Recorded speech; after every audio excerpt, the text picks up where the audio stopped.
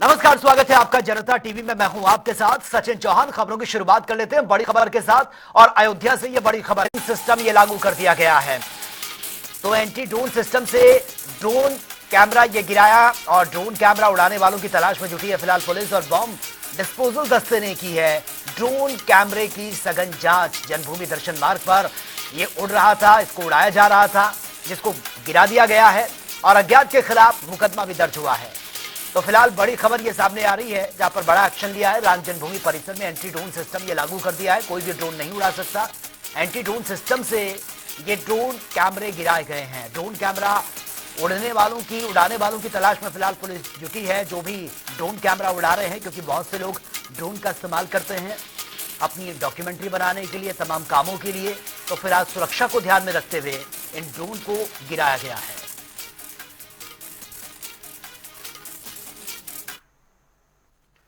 चलिए आगे बढ़ते हैं। उत्तर प्रदेश की राजधानी लखनऊ में आज काफी सियासी गहमा गहमी देखने को मिली है। विधानसभा के अंदर पक्ष और विपक्ष में काफी टकराव देखने को मिला। आपको बता दें कि यूपी विधानसभा में सत्र की कार्यवाही आज से शुरू हो चुकी है और बजट सत्र के शुरू होते ही यूपी विधानसभा में मुख्यमंत्री योगी आदित्यनाथ ने सपा पर जमकर निशाना भी साधा और समाजवादी पार्टी को दोहरे चरित्र वाला तक कह दिया है। उत्तर प्रदेश की विभिन्न बोलियों को, भोजपुरी, अवधी, ब्रज और बुंदेलखंडी को इस सदन में सम्मान मिल रहा है और हमारी सरकार को इन सब के लिए एक एकेडमी का भी गठन, अलग अलग एकेडमी के गठन की कार्रवाई को भी आगे बढ़ा रही है। ये सभी हिंदी की उपभाषाएं हैं, यानी हिंदी की बेटियां हैं। भाषा की समृद्धि के आधार हैं और हमें इसका स्वागत करना चाहिए। ये सदन साहित्यिक, केवल विशुद्ध साहित्यिक और व्याकरण से के विद्वानों की नहीं है। आम जन का प्रतिनिधित्व करने वाले माननीय सदस्य समाज के विभिन्न तबके से आए हैं। अंतिम पायदान पर बैठे हुए व्यक्ति की आवाज को भी इस सदन में मुखरता मिले। इसके लिए अगर किसी को हिंदी में वह धारा प्रवाह नहीं बोल सकता तो उसको भोजपुरी में भी अपनी बात को रखने का अधिकार मिलना चाहिए। अवधी में, ब्रज में या बुंदेलखंडी में उसको रखने का अधिकार मिलना चाहिए। ये कौन सी बात हो गई कि भोजपुरी में ना बोले, अवधी में ना बोले, इसका विरोध है, विरोध अंग्रेजी का, खंडी में ना बोले और उर्दू की आप वकालत कर रहे हैं। ये बड़ी विचित्र बात है। आप मुझे बताइए, मैं इसीलिए कहता हूं कि आप समाजवादियों का चरित्र ही इतना दोहरा हो चुका है, इतना दोहरा हो चुका है कि अपने बच्चों को भेजेंगे इंग्लिश पब्लिक स्कूल में और दूसरों के बच्चों को बोलेंगे कि एक गांव के उस विद्यालय में पढ़े जहां संसाधन भी नहीं है।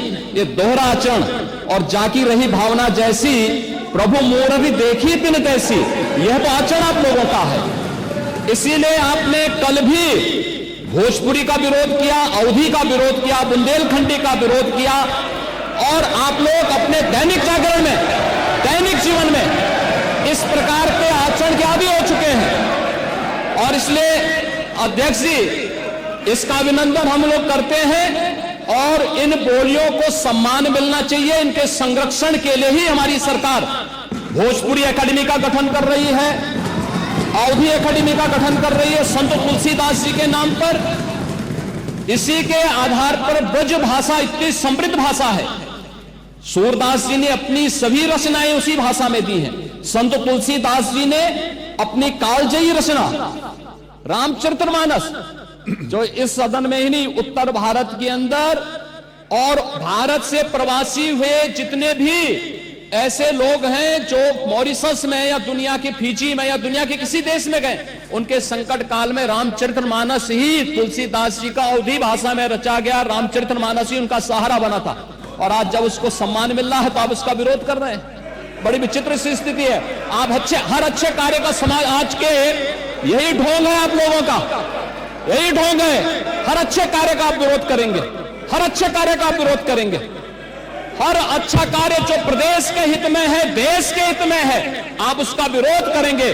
और मुझे लगता है इस प्रकार के विरोध की निंदा होनी चाहिए और हम इसका समर्थन करते हैं जो उत्तर प्रदेश की बोलियों को सम्मान मिल रहा है। मैं आपका धन्यवाद करूंगा और विधानसभा सचिवालय को इस बात के लिए धन्यवाद दूंगा। कल हम लोगों ने यहां पे इसका शुभारंभ किया, समाजवादी पार्टी ने उसका विरोध किया है और मुझे लगता है कि प्रोसीडिंग का हिस्सा होना चाहिए। इनको समाज के सामने एक्सपोज करना चाहिए। अपने बच्चों को ये लोग पढ़ाएंगे इंग्लिश स्कूलों में और दूसरे के बच्चे के लिए अगर वो सुविधा सरकार देना चाहते हो, कहते नहीं उर्दू पढ़ाओ इसको, यानी उसको मौलवी बनाना चाहते हैं, कठपुल्ला पर की ओर इसको ले जाना चाहते हैं। ये नहीं चल सकता है।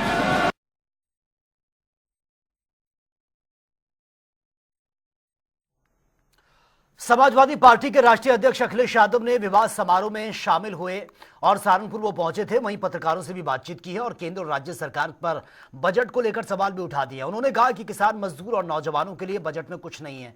साथ ही बीजेपी पर महाकुंभ को लेकर गलत प्रचार करने का आरोप भी लगा दिया।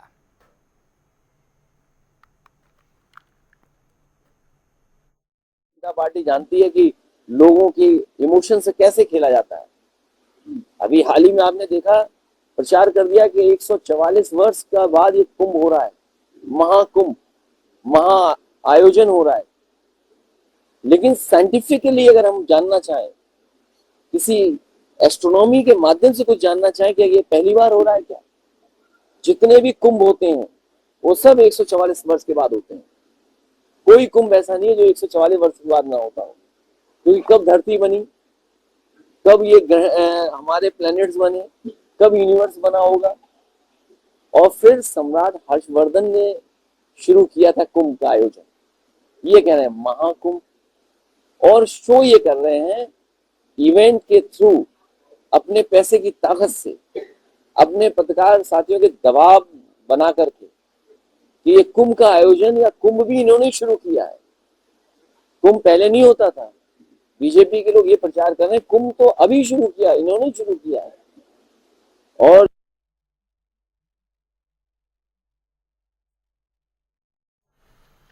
महाकुंभ 2025 को डिजिटल बनाने की पीएम मोदी और सीएम योगी की जो कोशिशें हैं वो धीरे धीरे रंग भी ला रही हैं। आपको बता दें कि आरएल सेक्टर 25 में पूजा श्री नाम की दुकान डिजिटल माध्यम से शुद्ध पूजा सामग्री घर घर तक पहुंच रही है और इसके जो फाउंडर हैं उनका कहना है कि सही मंत्र उच्चारण और शुद्ध हवन सामग्री से ही देवी देवताओं का आशीर्वाद मिलता है। हमारे संवाददाता की ग्राउंड रिपोर्ट देख लेते हैं। 2025 को भव्य बनाने के लिए जहां केंद्र की मोदी सरकार और प्रदेश की योगी सरकार ने हर संभव कोशिश की और प्रधानमंत्री का जो सपना था डिजिटल कुंभ का कहीं ना कहीं साकार होता दिख रहा है। जी हाँ, हम इस समय कुंभ मेले के सेक्टर 25 में हैं और जहां पर ये हम आपको दिखा रहे हैं ऑनलाइन पूजा की सामग्री डिजिटल तरीके से लोगों तक पहुंचाई जा रही। जो यहाँ पर ऑर्डर कर रहे हैं उन तक पहुंचाई जा रही है। 9 ग्रह के संघ हैं और साथ ही पूजा श्री की तो शुरुआत हुई और उसके जो फाउंडर हैं हमारे साथ राजीव तिवारी जी हैं जो कि दिल्ली से बिलोंग करते हैं। ये बताइए आपको किस तरह से ऑनलाइन पूजा की सामग्री का विचार आया और आप महाकुंभ में पहुंचे, क्या प्रधानमंत्री जी के सपने ने कितना प्रेरित किया आपको यहाँ तक आने के लिए? सबसे बड़ी बात है कि आप इस सवाल में 2 सवाल है आपका। पहला जवाब देता हूं मैं आपको कि ये भाव रहा हमें शुरू से ही क्योंकि मैं एक कर्मकांडी परिवार से आता हूं। तो मैंने जब भी देखा कि भगवान को भाव में सबसे ऊंचा पेडेस्टल दिया जाता है, अपने इष्ट को सबसे ऊंचा पेडेस्टल दिया जाता है, सबसे ऊंचे स्थान पर रखा जाता है। सबसे हर अच्छे और बुरे कर्म के लिए हम भगवान को नामित करते हैं। लेकिन जब उसी भगवान को कुछ देने की बात आती है तो कमोडिटी के स्टैंडर्ड का जो सबसे लोवेस्ट प्रोडक्ट होता है हम उसको ऑफर करते हैं। इसका मतलब कहीं ना कहीं हमारे कथनी में, हमारे करनी में, मतलब हमारे कर्ता भाव, हमारे भाव में और हमारे कर्ता भाव के अंदर जो है फर्क हो जाता है। जैसा देवता वैसा भोग वैसा लोग नहीं कर पाते, ये कहना आपका? नहीं कर पाते। और जबकि आप सोचिए कि आपके घर में कोई विधायक आता है, आपके घर में कोई आपका मेहमान आता है, आप अपने घर की सबसे सुंदर चीज, सबसे अच्छी चीज उनके सामने रखने की कोशिश करते हैं। तो आप सोचिए जो सबका विधाता है, जो आपका खुद इष्ट है, उस इष्ट को जो है किस तरीके से आपको करना चाहिए। जो सबका विधाता है, जो सबका विधायक है, जो सबका पिता है, जिसको आप परम पिता स्वयं मानते हैं। अपने पिता को आप सबसे सुंदर भोग लगाते हैं और परम पिता को सड़ी हुई जलेबी या वो ऐसा बूंदी जो कि आप स्वयं ना खा सके, ऐसा बूंदी खिलाते। इस बात से और जानना चाहूंगा कि जैसे लोग मंत्र उच्चारण करते हैं, सही तरह से सामग्री नहीं लगाते या मंत्र उच्चारण उनका सही नहीं होता, तो क्या लगता है कि उनको प्राप्ति हो पाएगी, वो चाह रहे हैं? मेरा सिर्फ ये कहना है इसके अंदर कि मंत्र जो है एक तरीके का कमांडमेंट है। सरल भाषा में बताऊं तो जैसे डिजिटल उसमें जो हमें कमांड देते हैं और कमांड देने पे वो कंप्यूटर काम करता है। इस अगर आपकी भाषा ही सही नहीं होगा, अपने भाषा के और अपने भाव को आप भगवान तक पहुंचा ही नहीं पाएंगे तो कमांडमेंट होगा कैसे। हमारे वेद खुद कहते हैं कि मंत्रों की शुद्धि जो है परम आवश्यक है किसी भी कर्म कांड के अंदर। जैसे कि आपके साथ ये नवग्रह दिख रहे हैं, क्या है ये सब? जो ये नवग्रह जो है ये नवग्रह के शंख है। ये कुछ ऐसी अद्भुत चीजें हैं जो कि सामान्यतः आपको कहीं और दिखने को बहुत रेयर ही मिलेंगी। ये हमारे नवग्रह के शंख है, जिसके अंदर मंगल शंख है, ये बुध का शंख है, बृहस्पति शंख है, ये शुक्र का शंख है, शनि, केतु, राहु, सूर्य का शंख है, ये चंद्र का शंख है।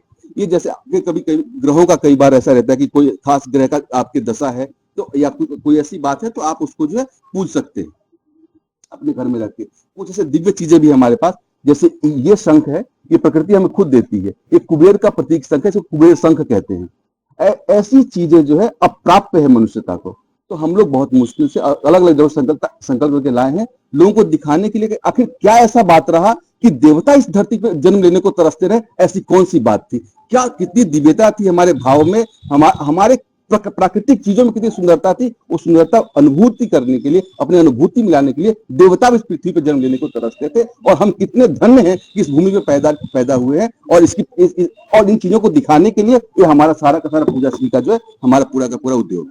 पूजा श्री ने क्या ये ब्रांडिंग जो करी है या जो भी है, कि जैसे आपने रुद्राक्ष को पैक करके रखा है यहाँ पर, और ये जो आपके बाकी के प्रोडक्ट्स हैं, हवन सामग्री है या जो भी है, ये आपने इस तरह से पैक कराए हैं, इसके पीछे क्या उद्देश्य रहा है? मैं आपको सबसे पहले आपने जो ये सवाल किया यहाँ से जोड़ता हूँ, आपको इस बहुत अद्भुत आनंद आएगा इस विषय को सुन करके। ये जो है इसमें हम लोगों ने इसको संजीवनी बीज किट के नाम से हमने निकाला है। इसके अंदर जो है हमने आपके प्रकृति में मुख्य 3 गुण है, सतोगुण, रजोगुण और तमोगुण।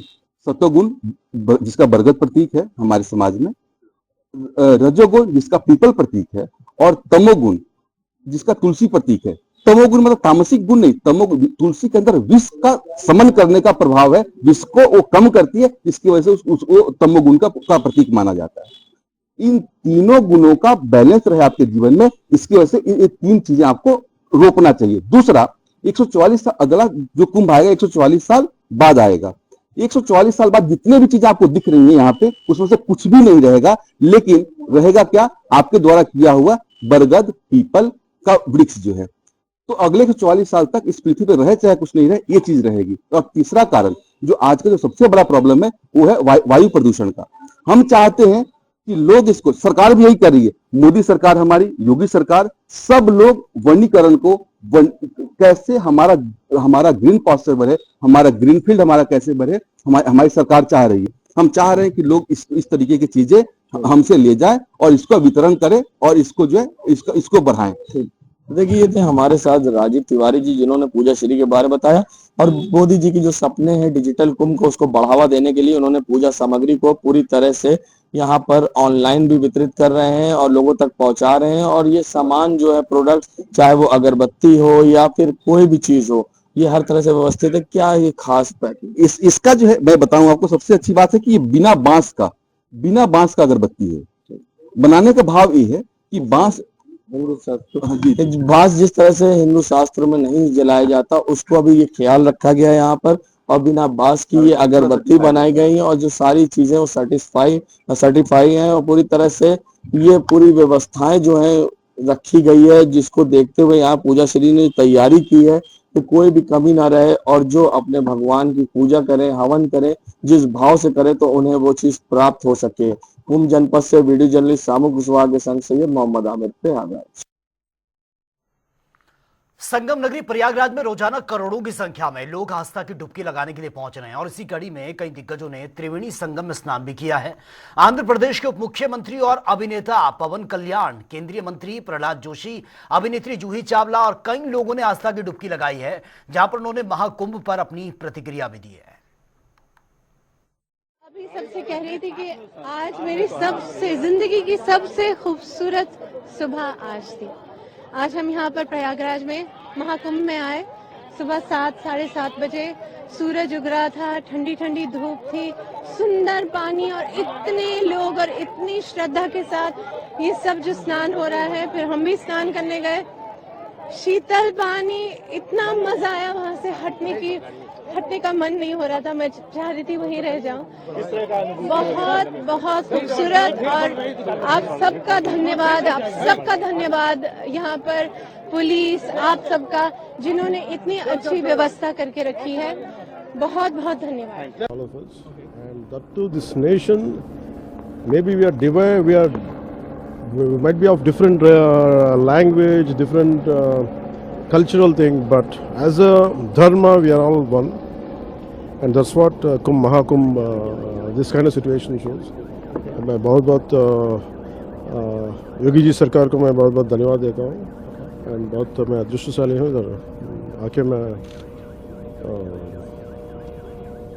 कुंभ के आने के लिए वेरी एक्सट्रीमली ग्रेटफुल। एंड बाद में मैं यहाँ जो महाकुंभ मेला का योगी आदित्यनाथ सरकार इतना बढ़िया सुविधा श्रद्धालुओं के लिए, दक्षिण से भी हजारों लाखों संख्या में रोज जो आ रहे हैं, 144 साल के बाद जो मेला हो रहा है कुंभ मेला, लोग अपना आस्था के लिए सनातन धर्म पूरा आज जानकार हो। मगर बड़ी दुख की बात है, इसको भी राजनीति करने के लिए कई विपक्ष जो साजिश किया जा रहा है। पूरा देश जानते हैं, दुनिया के लोग यहाँ महाकुंभ मेला आना ये बढ़िया है, महत्वपूर्ण है, ये सनातन धर्म का ये पाबंद है। अनुभूति तो एक तरह ये अलौकिक, एक जो शब्द में बोल नहीं सकते हैं ऐसे एक अनुभूति है। इतने वर्षों से, सहस्र वर्ष से एक व्रत चल रहा है, और इस व्रत को अभी भी 21st सेंचुरी में इतने लोग आ रहे हैं, श्रद्धालु इतना श्रद्धा से आ रहे हैं। ये तो मुझे लगता है ये सनातन संस्कृति का, सनातन धर्म का ताकत है, और मुझे तो बहुत ही अच्छा लगा। और इतने लोग आराम से अपने आप एकदम अनुशासन तरीके से अपने आप अपने डुबकी लगा रहे, भगवान को प्रार्थना कर रहे, जा रहे, बहुत ही अच्छा लगा। व्यवस्था भी माननीय प्रधानमंत्री जी के मार्गदर्शन में योगी जी का जो व्यवस्था किया है ये भी इमेमोरेबल है। 144 years, once in 144 years, this Mahakumbh is a great event and pious event. So I feel humbled that I could make it along with my family, Madam Mushamma and my children, and come here. खबर झांसी से है, जहां पर जिला विधिक सेवा प्राधिकरण ने आम जनता को कानूनी जानकारी बढ़ाने के लिए एक नई पहल की शुरुआत कर दी है। आपको बता दें कि जिला विधिक सेवा प्राधिकरण सचिव शरद कुमार चौधरी ने बताया कि विधिक सेवा प्राधिकरण झांसी की ओर से जनता तक कानूनी जानकारी पहुंचाने के लिए 110 पैरा लीगल वॉलंटियर का ये चयन, एक टीम तैयार की गई है, और इस टीम के सदस्य हर मोहल्ला, गली गली जाकर जनता को कानूनी अधिकारों के बारे में जागरूक भी करेंगे। जिला विधिक सेवा प्राधिकरण झांसी द्वारा लोगों को कानूनी रूप से जागरूक करने के लिए 110 पैरा लीगल वॉलंटियर का चयन किया। ये पैरा लीगल वॉलंटियर गांव-गांव, मोहल्ले-मोहल्ले जाकर लोगों को विधिक रूप से जागरूक करेंगे। माननीय उच्चतम न्यायालय का ये मानना है कि जब तक आम जनता को, हाशिए पे पड़े हुए लोगों को, वंचित लोगों को कानून की जानकारी नहीं होगी, तब तक किसी कानून बनाए जाने का कोई फायदा नहीं। कानून हमेशा आम लोगों के लिए बनाए जाते हैं। आम लोगों तक उनका पहुंचना आवश्यक है। जब आम आदमी अपने अधिकारों के बारे में जानेगा, तभी उनका लाभ प्राप्त कर सकेगा। अभी तक ये देखा गया है कि बहुत से आम आदमियों को, गरीबों को, वंचितों को उसकी सही जानकारी नहीं है।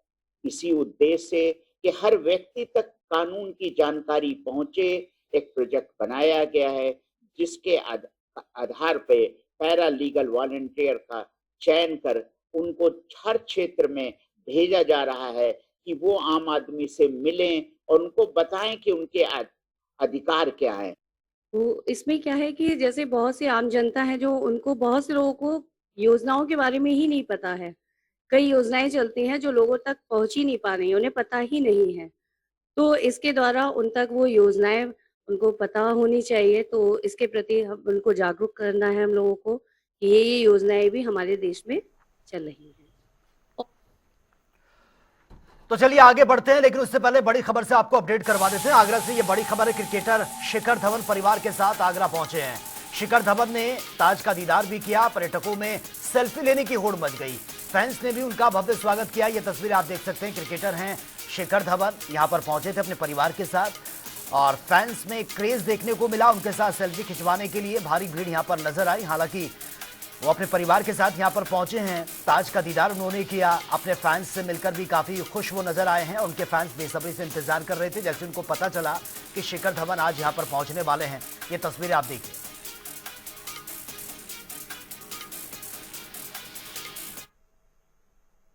तो चलिए अब बात होगी तमाम खबरों की ताबड़तोड़ अंदाज में। अमेठी में नहर में नहाते समय 15 साल का युवक पानी में डूब गया है। सूचना मिलते ही परियों में कोहराम मच गया। मौके पर पहुंची पुलिस और गोताखोरों की टीम जांच जारी है। चंदौली में पुलिस को मिली है बड़ी कामयाबी, एम्बुलेंस में अवैध मादक पदार्थ बरामद किया गया, एक तस्कर को भी गिरफ्तार कर लिया। बदायूं में होगा पंचायत उपचुनाव का मतदान, ब्लॉक से पोलिंग पार्टियां रवाना, 2 बूथों पर कल होगा मतदान। आगरा में पुलिस को मिली है बड़ी सफलता, चांदी चोरी की घटना का खुलासा, 3 शातिर चोरों को किया गया गिरफ्तार। आगरा में आयोजित हुई प्रेस कॉन्फ्रेंस, 19 फरवरी को जहांगीर महल में होगा जयंती समारोह कार्यक्रम, महाराष्ट्र के सीएम और डिप्टी सीएम होंगे शामिल। कन्नौज में एसपी ने किया महिला थाने का औचक निरीक्षण, लंबित विवेचनाओं को पूरा करने के निर्देश। अलीगढ़ में दिखा चोरों का आतंक, ई रिक्शा के शोरूम में घुसे अज्ञात चोर, सीसीटीवी में कैद पूरी घटना, जांच में जुटी है पुलिस। अलीगढ़ जिला जज को अचानक से आ गया हार्ट अटैक, जिला सत्र और न्यायालय में हड़कंप मच गया, आनंद फानंद में अस्पताल में एडमिट करना पड़ा। बुलंदशहर में पेड़ पर लटका मिला युवक का शव, आत्महत्या का यह मामला माना जा रहा है। मौके पर पहुंची है पुलिस, जांच जारी है। मांदा में हुआ बड़ा सड़क हादसा, स्कूल वैन और डंपर की जबरदस्त टक्कर, हादसे में एक बच्ची की मौत, 5 घायलों को अस्पताल में एडमिट करना पड़ा। तो फिलहाल इस बुलेटिन में मेरे साथ इतना ही, लेकिन तमाम खबरों के लिए आप बने रहिए जनता टीवी के साथ। नमस्कार।